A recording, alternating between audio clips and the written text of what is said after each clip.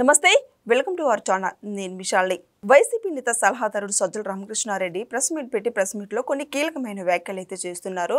అటు వైసీపీ హయాంలో ఆదాయం పెరిగింది, ఇటు లిక్కర్ స్కామ్ కు సంబంధించి ఇప్పుడు కూటమి ప్రభుత్వం వచ్చిన తర్వాత ఆదాయం తగ్గిందని ఆయన వ్యాఖ్యలు చేస్తున్నారు. పాలసీలో కానీ ఇప్పుడు చూసుకుంటే అంటే అమలు చేయకుండా సంక్షేమ పథకాలు ఏ ఒక్కడు కూడా అమలు చేయకుండా అక్రమంగా అరెస్టులు చేస్తున్నారని ఆయన వ్యాఖ్యలు చేస్తున్నారు.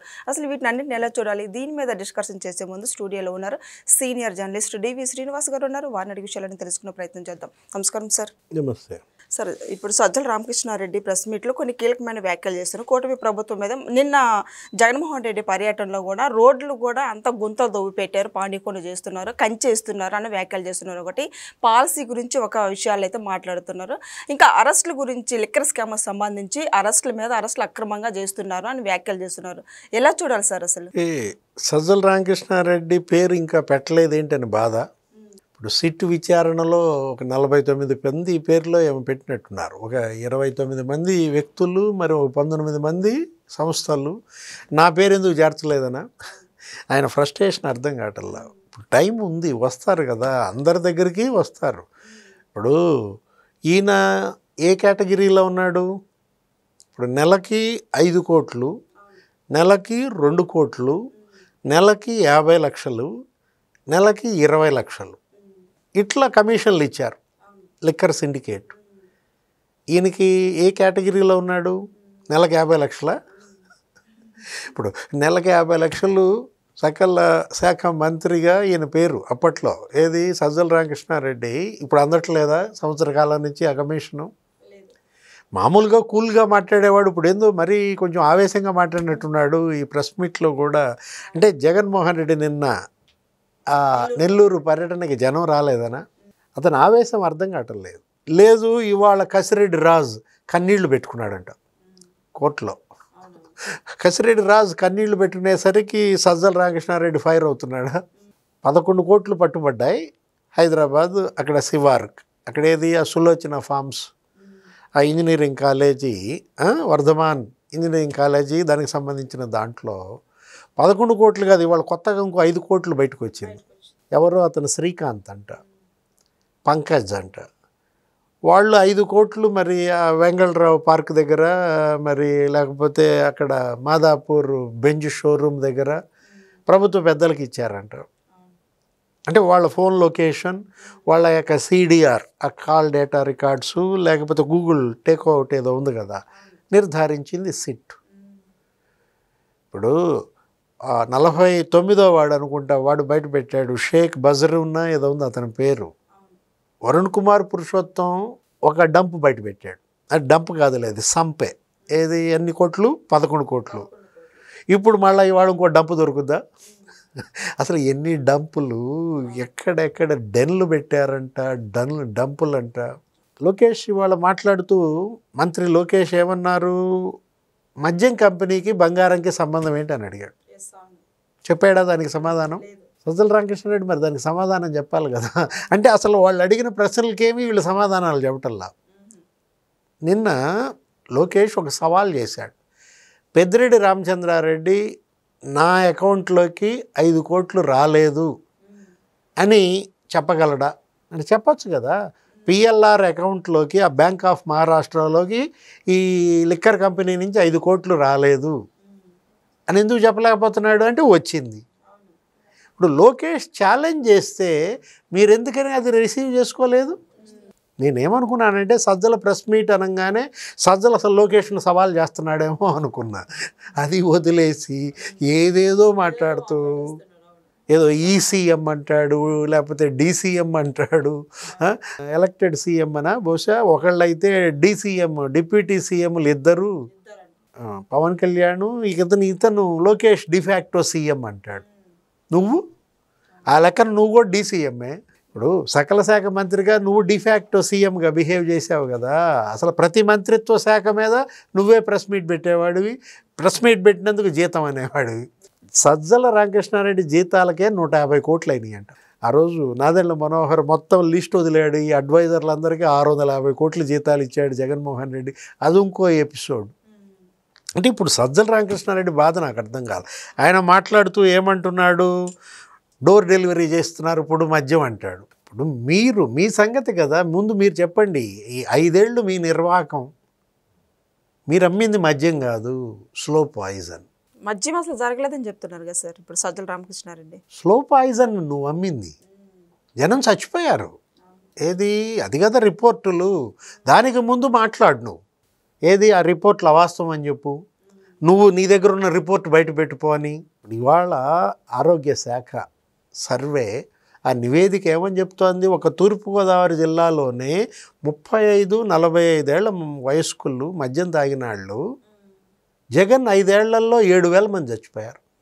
ఒక జిల్లాలో 7,000 అంటే మొత్తం రాష్ట్రంలో 1,00,000 మంది చనిపోయారు. 35 లక్షల మంది కిడ్నీస్ లివర్ దెబ్బతింటే వాటి గురించి నువ్వు మాట్లాడకుండా పోనీ సజ్జల ప్రెస్ మీట్ అనగానే నేను ఏమనుకున్నాను, నిన్న మాణిక్యం ఠాగూర్ ట్వీట్ ఏదో చేశాడు.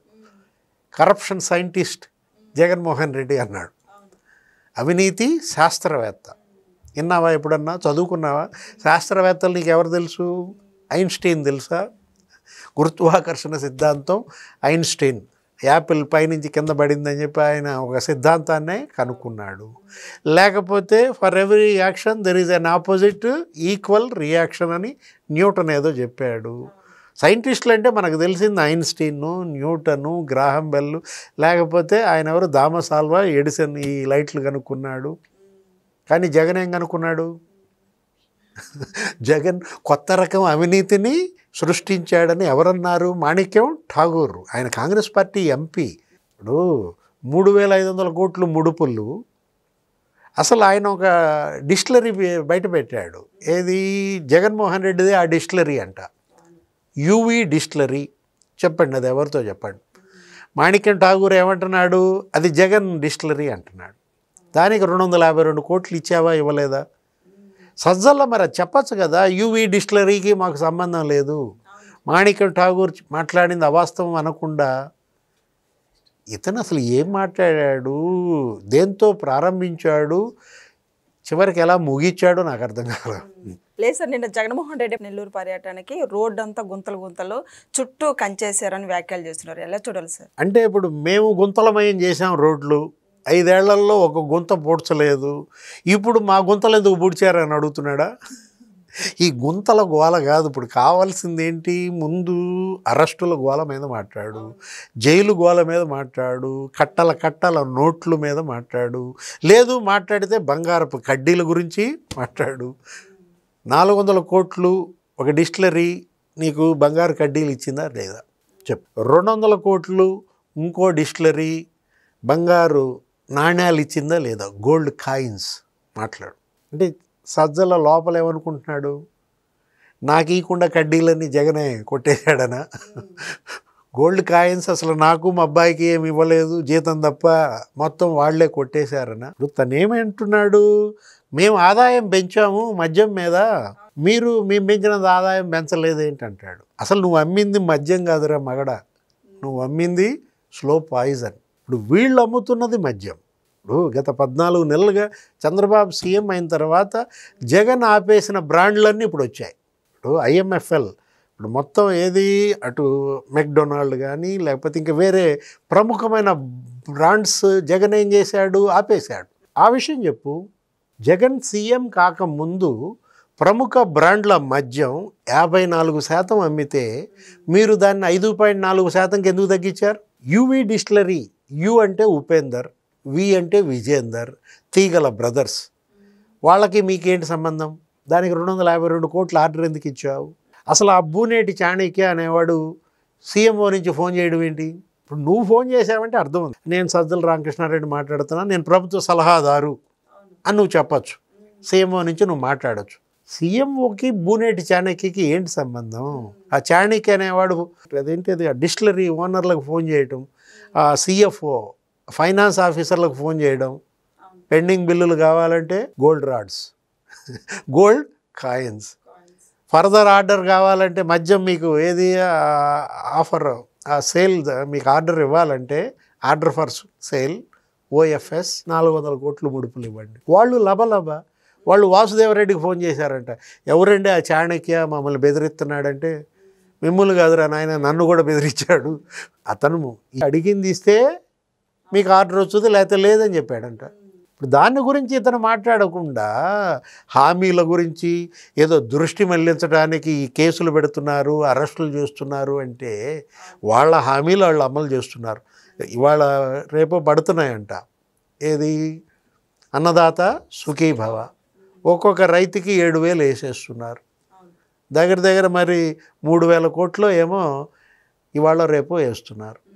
ఇంకేంటి మీరు అనేది? మీ గోల్ ఏంటి? ఇప్పుడు మీరు ఇంకా ఈ ప్రెస్ మీట్ల ద్వారా అన్నదాత సుఖీభవ డబ్బులు రేపు పడుతున్నాయి అని ప్రజల దృష్టికి వెళ్లకుండా నువ్వు చేస్తున్నావు డైవర్షను.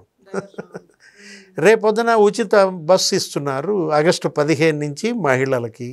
ఆగస్టు 15 నుంచి మహిళలకు ఉచిత బస్సు వాళ్ళు ఇస్తుంటే ఇంకా హామీలు నెరవేర్చలేదా?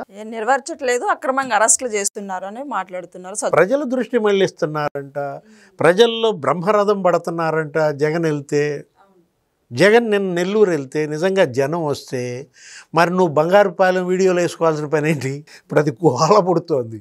నువ్వు కనుక యూట్యూబ్ ఓపెన్ చేసావనుకో, నెల్లూరులో బంగారుపాలెం మార్కెట్ ఉందా అని అడుగుతున్నారు. అంటే ఈ కట్ చేసి ఆ జనాన్ని ఇక్కడ చూపించారంట. ఏది నిన్న నెల్లూరు పర్యటనలో. చివరికి ఏ పరిస్థితికి వచ్చింది ఇవాళ. అందుకే ఈ ఫ్రస్ట్రేషన్. సజ్జలు కూడా ఫ్రస్ట్రేషన్లో మాట్లాడుతున్నాడు. Thank you sir.